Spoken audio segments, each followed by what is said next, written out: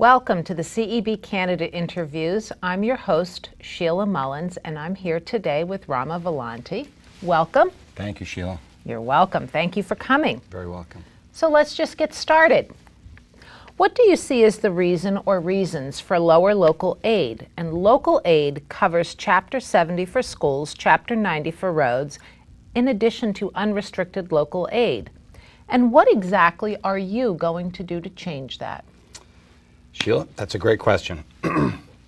I don't have all the answers on that, and I'm not an expert when it comes to Chapter 70, Chapter 90, but I can assure you and the voters I will do my best to research it. I will lean on all the parties involved, especially the school teachers, school principals, superintendents. I will go to as many city council meetings as possible. I'll meet with as many city councilors, mayors, town managers. In the case of Salisbury, the town manager, Neil Harrington.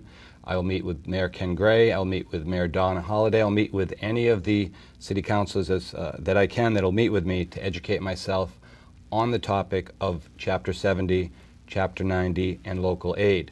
In this election, we have 5 great candidates, 3 of which are city councilors. I will also lean on them. If I'm elected, I will also lean on them for their knowledge and their expertise as far as what can be done on that. One of my brothers was a state rep back in our old hometown of Marlborough, Massachusetts for 6 years. And he was there from 93, which is when I believe Chapter 70 and the formula for that got enacted. And apparently there's some inequities in Chapter 70 that are very complicated. I have researched it a little bit and Googled it and tried to get up on Chapter 70, and it's overwhelming, the information there, okay? So I will do my best to learn about it and to make sure it's fair for our communities, for Amesbury, Newburyport, and Salisbury. Make sure it's being done fairly. I don't have any magic answers. I don't think anyone does. I'm sorry not to have more information on this, sincerely. I sincerely apologize for not being more of an expert on this topic, but it's a big one. It cannot be answered here in 5 minutes, half hour. It takes a lot of work and a lot of research, but if elected, I'm willing to do that research and fight as hard as I can for our district and to do what's fair in the Commonwealth, in the greater good of the whole state. Thank you. How do you plan on addressing Chapter 70 school funding issue in the district, including the unfunded mandates? That goes back to the first question you asked. I'll research it as best as possible. I'll learn as much as I can on the topic, but there are no easy answers. And unfunded mandates are, it's like if something cannot be funded, cannot be paid for, why mandate it? Is one of my questions, answers, and that's a frustration for all of us, especially the local officials and the local people in the district. If something is mandated, well, it's got to be done. Why is it not? I'll look into that. So I'm sorry, again, to not have more information on that. It's a big question, cannot be answered right here and right now. How can you influence the process so that Chapter 90 funding for the roads gets to the communities in a timely manner so the funds can be used during construction season? Yes, good question. That is networking. One of the things that came up at the debate last night at the Village Homeowners Association in Newburyport, which was a great discussion. All 5 of the candidates were there. And transportation is a big issue and was a big issue. One of the things is going to be working with all the state agencies. I have worked with many state agencies in various capacities through my private business experience. I do have a close friend who works for the DOT. I've met other people who work for the Department of Transportation, and I think it's key to be able to work with them effectively. And our state, from what I can tell, our state rep and our state senator, State Rep Michael Costello, former state rep now at this point, and our current state senator, Kathleen O'Connor Ives, have worked very well with the state bodies that coordinate all that. So I will continue that mission and working as well as possible with people. Last night, it came up at the debate, the forum, playing well with others. And that's one of my strengths, is playing well with others. I think it comes from being raised in a family of 10. It came up that we all need to play well with others. One of the candidates brought up that point when it comes to a lot of these issues. These are the state issues relate to the cities. The city issues relate to the state issues relate to the federal. So we're going to have to network, collaborate with a lot of different agencies. And I think, like I was saying, coming from a big family and a middle child, I tend to want to mediate. I'm an excellent networker. It's one of my strengths is putting people together, connecting with people, talking to people, being friendly, being open, being honest, being sincere, and really listening to people and finding out how we can make things happen rather than just complain about something. What's the answer to the proactive way to find a solution? So I was brought up playing sports too, and I think that also helps me to play with others. Being a competitive athlete on team sports, basically my whole life and continually at this point too, I still play competitive sports. So and occasionally coach. So that helps me put pieces together and realize that you really have to work together. In baseball, in football, basketball, you have to know where people are at, and you have to be willing to share the ball, so to speak. And I'd be willing to do that on a whole host of avenues and topics, especially, like you said, Chapter 90 and transportation, and where's the funding coming from, and has something been approved, and how about getting those funds released? Like right now, the city's talking about the parking garage down off of Merrimack Street, and is that state money going to be released? If a state representative, I would have to be involved in that, and I would want to be involved with that, getting that money released, if that's the right thing to do for our district. What issues do you see crossing the aisle to accomplish? Yes, thank you. Every issue. And as an independent candidate, and hopefully an independent state rep, I won't have to cross the aisle. I'll be in the middle. And again, coming from a middle child of a big family, it's always, how can we find some peace here? How can we mediate? And a lot of people say, well, you're going to caucus with the Democrats or the Republicans, or you're going to be lonely as an independent. Not so, because as an independent voice, as an independent state rep, my philosophy and strategy is that people will want to reach out to me, to the independent, because they won't know exactly, well, let's talk to Rama Vallanti because he may support this, may not. Is he going to support this? Well, I need to get his support on this bill. He's not just going to rubber stamp it because he's a Democrat, or he's not just going to rubber stamp it because he's a Republican, or he's not going to just deny it because he's a Democrat or Republican. So he'll be an independent voice, and he'll be someone that can look at this issue in an unbiased way without having to go with what the Speaker of the House said, or without the minority Republican person said. He'll be at it for looking at the common sense approach for everyone, what makes common sense for the Commonwealth, what's in the greater good, not just what serves special interests. So I'll be always working across the aisle, in the aisle, middle of the aisle, left, right. That's the best way to answer that and say that, I guess. Hope that answers your question. Do you support the repeal of the automatic gas tax increases? Why or why not? That is voting no. I would not support the repeal because I trust, from what I've read, I trust that they've set it up in a fair way with indexing that is going to be needed to support our transportation issues, our roads, our bridges that you just asked about. We need the funds. So I will vote no on question 1 of the repeal of the tax. No one likes taxes, but we all want services. We all want services, folks. Where's the money coming from? Where's the money coming from? We have roads and bridges that need to be fixed, maintained, and that's a great way to put people back to work. We need jobs, jobs, jobs. We need safe roads, safe bridges.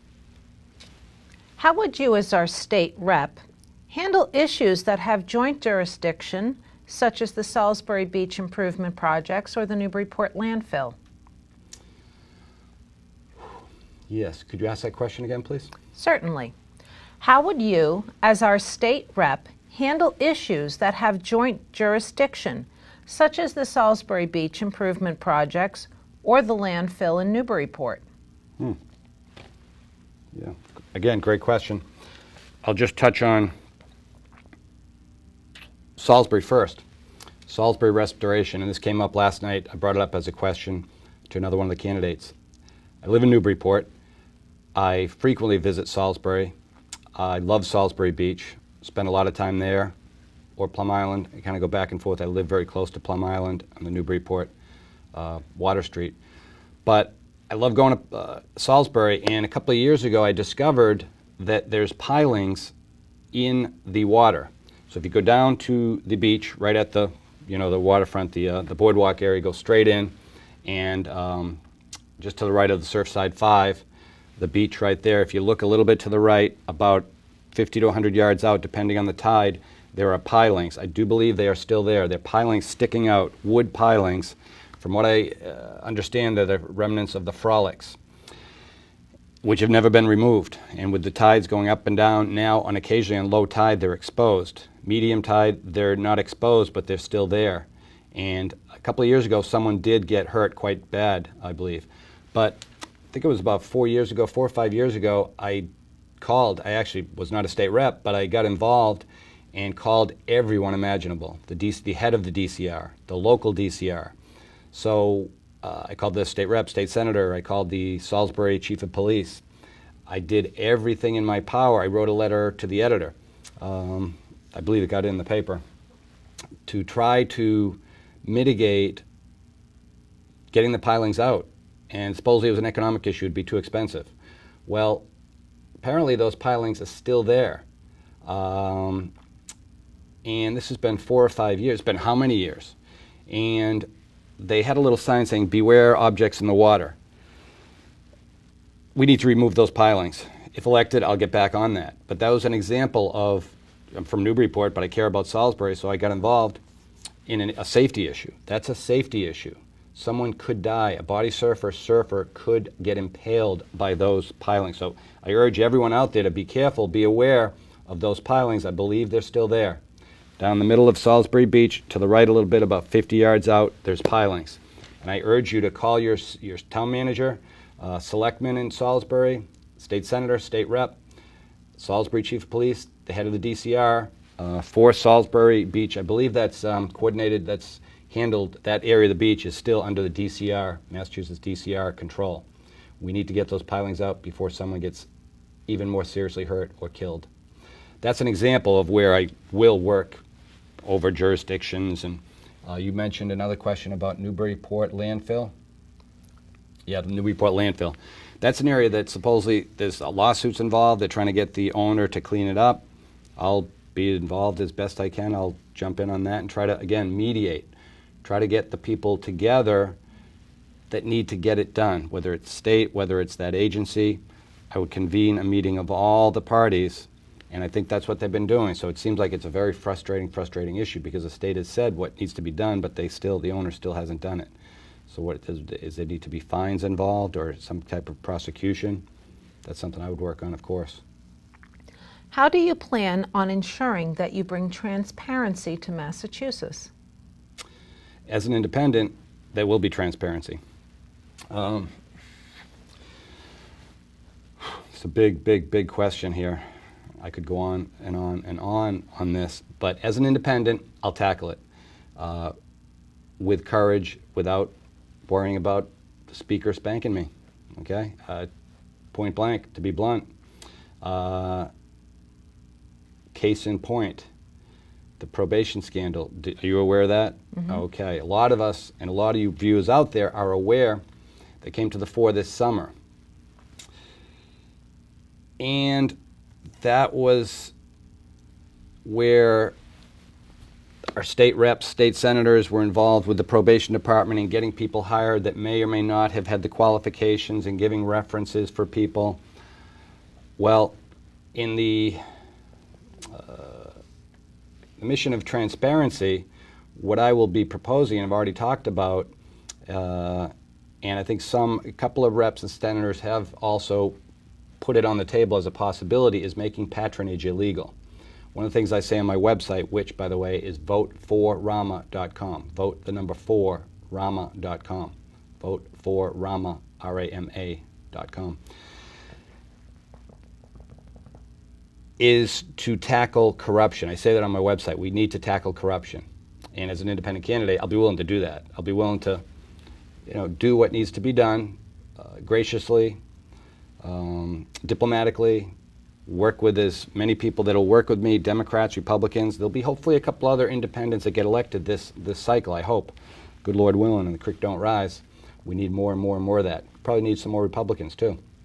So hopefully there'll be a few more of those to balance things out.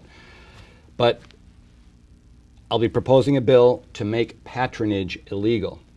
That way there's not a slippery slope for the state reps or state senators to get involved with referring people for jobs. It's part of the constituent services, in my opinion, to help people get the resources, get to the Career Resource Center, get to the website for the Department of Environmental Protection if they want a job in the DEP, to get to the phone number for the schools in your area.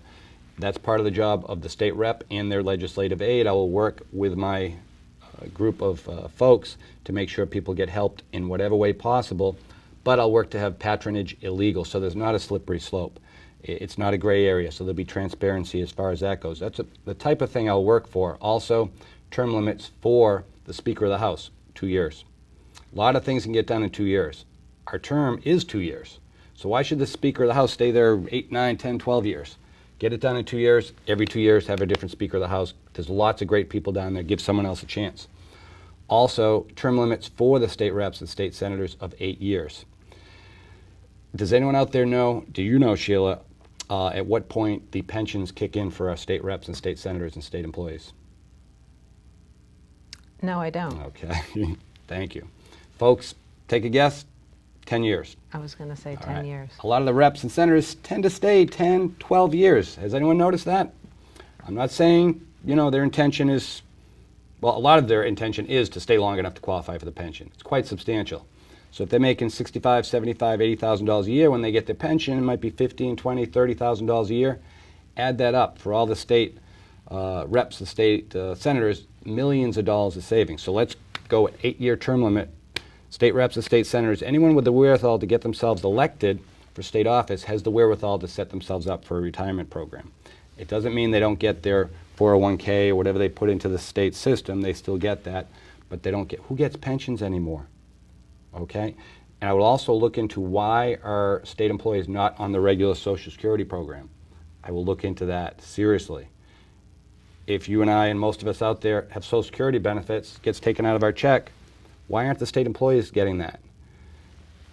I'll look into that. I'll try to change it so that everyone's on Social Security. Why shouldn't everyone be on Social Security? Do we have to worry about these pensions? It comes out of our money, folks. Taxpayers' money pays for these folks' pensions.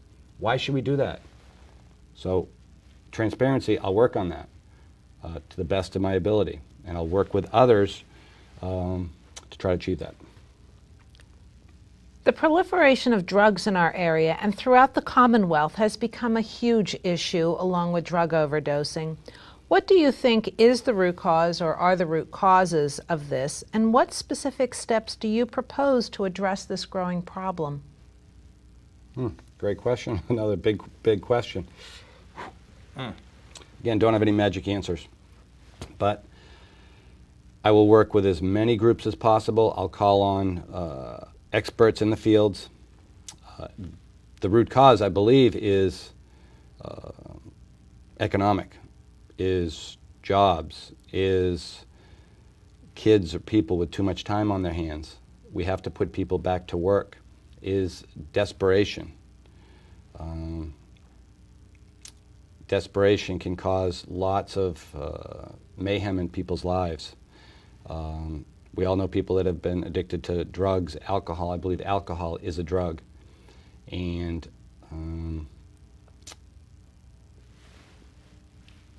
don't have any easy answers. I'll work with as many people as possible. I'll work with some of my other fellow candidates.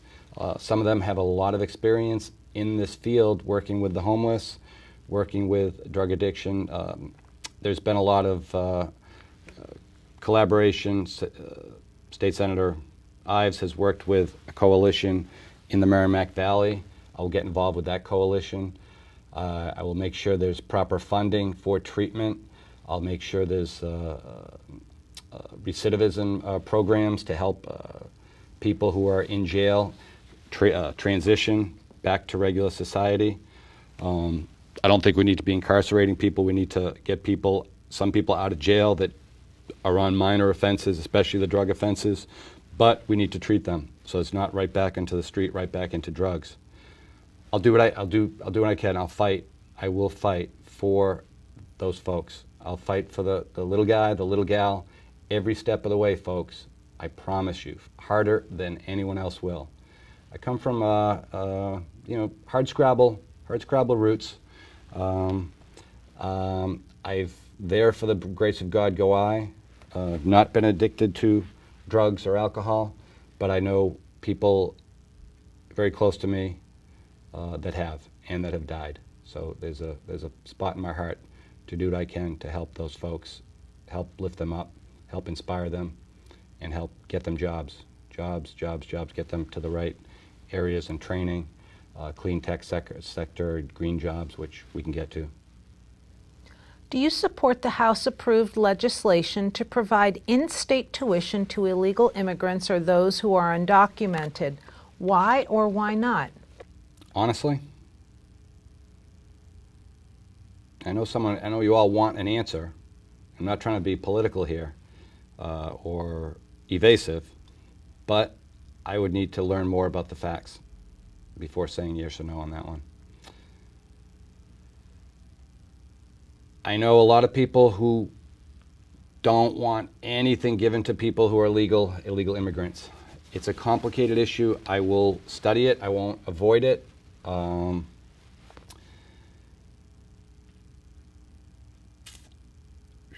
inclined to say no on just the logistics of it, but I also have an open heart to learning more about it and to investigating it so that I feel it's fair for everybody, for our taxpayers, and for those folks who have came here through no choice of their own. They're children of people who brought them here. Now they're here.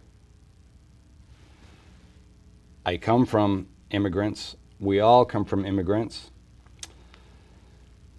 Unless we're Native American. They were here first. My grandparents on my dad's side came from Italy. A lot of you folks, your ancestors came from Ireland, Italy, England, wherever. Did all of us come legally? Yeah, we like to think so. We like to think we all came through Ellis Island, but I've met many people who actually know their ancestors 2 or 3 generations removed did not come legally. We're all immigrants, so I would just encourage people to not just use this immigration or others as a way to shut the door to other people who want to come and have the life that Americans have. So, complicated issue.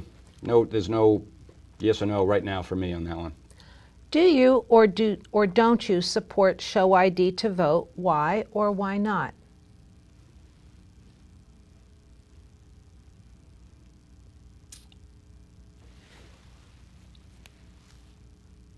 On the face of it, yes.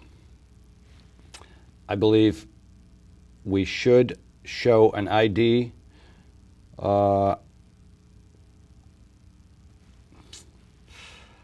but I also want as many people as possible to be registered to be able to vote.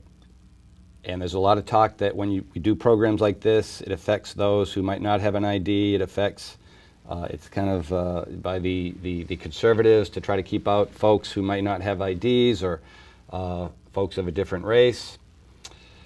I think we have to be careful about that, but I often find it's weird that someone doesn't ask me for an ID when I go to vote. I think when we go to register to vote, I do believe we have to show something. We have to show a tax bill or something that's showing that we're who we are when we go to the city hall. I may be mistaken on that. But Logistically, I say why not, but again, I would have to make sure that it's done without discriminating against anyone, and there would have to be exemptions for folks who might not have an ID, but there's got to be some way to prove who they are. I wouldn't be against it per se, but I know it can possibly keep some people out of voting, which I would be very careful about as well. So, again, sorry to not have a concrete answer for you, but again, it's not an easy yes or no situation. I would be inclined to leave it as it is because I want as many people to vote as possible, but I can see where people would want to have an ID, and sometimes like when you go to the bank, when you cash a check, and it's a bank that you don't go to, and they don't ask for your ID. It's like, isn't that kind of peculiar? Sometimes they say, you want to see my ID to see who I am? Oh, okay.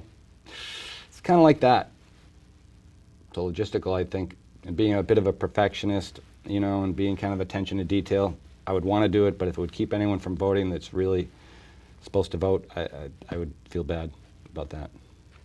In the aftermath of the verdict of July 25th with the Commissioner of the Probation Department, who was convicted of providing illegal gratuities to members of the legislature, in your opinion, what should the legislature do to ensure that no other agency has a rigged hiring system? I think I touched on that earlier, right? The probation scandal. Patronage illegal. Okay. It was peculiar that a number of state reps and state senators testified, but with immunity. Were they, in fact, involved, just as involved as the commissioner was? Now, I know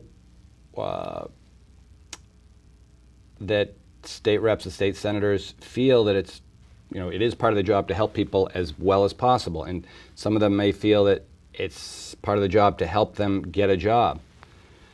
I disagree with that. I feel it's part of the job to help get them the resources to the Career Center, to the listings, to the websites, to phone numbers, names of people to make it easier for them to apply for those jobs. So I would make patronage illegal. As soon as I'm elected, I'll propose that, get as many people on board as possible. There is scuttlebutt down there at the State House for a little bit of support for that. I just make patronage illegal so that if someone comes to me, Mr. Vallanti, Rep. Vallanti, can you do a reference for me, help me get the job at the DEP? Sorry, sir, I can certainly help get you, myself and my legislative aide can get you all the information you need to apply, but it's illegal now for us to actually refer people to get involved in job placement. It's just, so it's not a slippery slope at that point for the rep and for the senator. So I think it puts them in an unfair position, the rep and the senator, when you go and asking them for jobs. That's favorable treatment. And I believe in equal treatment for everybody. That's what I'm talking about on my website, on my card. Equal treatment for everybody, not special treatment for anybody. Equal treatment for everybody. I was raised that way.